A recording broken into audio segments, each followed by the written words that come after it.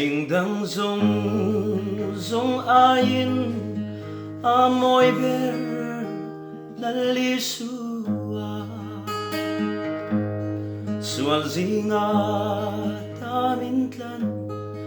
enro valal chutlenga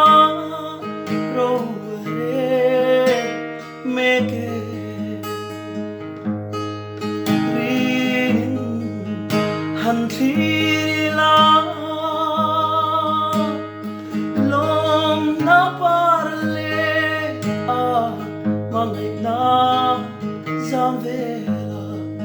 olungdu zong tuale mo o ketha au vak vai ilali mulovem ni en rozai on fate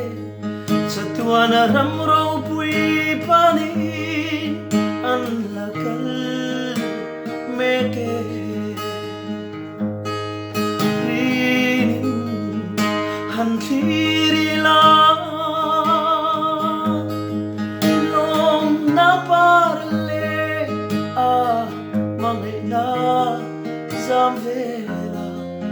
olung du zong tuale mo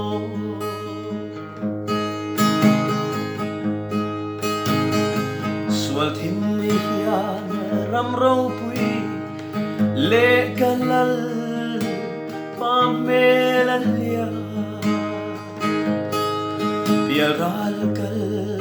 nagabo tharau min shuai ro lung ai na afo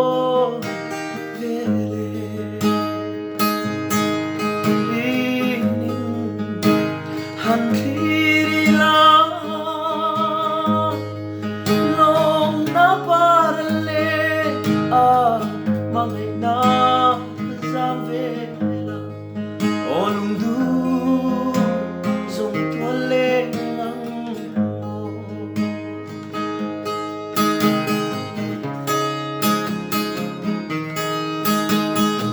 sual thimeya ramro pui le kalal pamelalia bial ral kal nakabo tharau min shuai ro lung ai na afo vele